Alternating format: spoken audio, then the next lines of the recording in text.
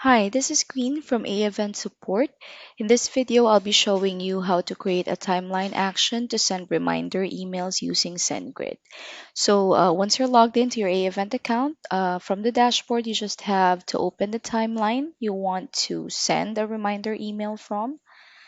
And once there, you'll be redirected to the page where we create timeline actions.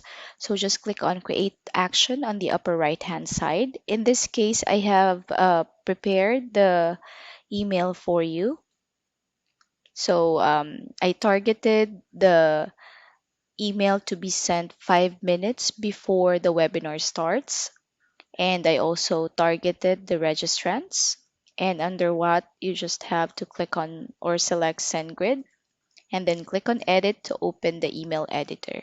So as mentioned earlier, I prepared this in advance. So from here, from the edit email window, you just have to enter the sender's email address, sender's name, the subject of your reminder email, and the body of that email message that you'll be sending out 5 minutes before the webinar starts.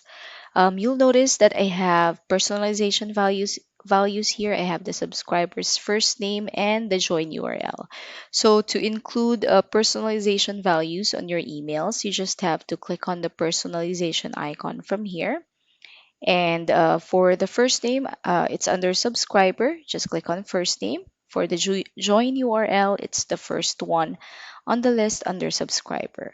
So once you select those, they will be included on the email that will be sent out to your registrants. Aside from those, you can also include emojis.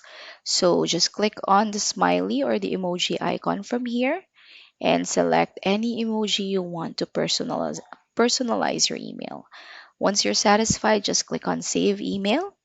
Since this is something I prepared in advance, the option I have on the lower right hand side says Update Action. But if you're creating the action for the first time, this button will say Create. So just click on that one to save your changes. And once that is saved, a trigger will be executed or automated 5 minutes before your webinar starts, and your registrants will be receiving a reminder email that you set up. If you have any questions, feel free to contact support, and I'll see you in the next video.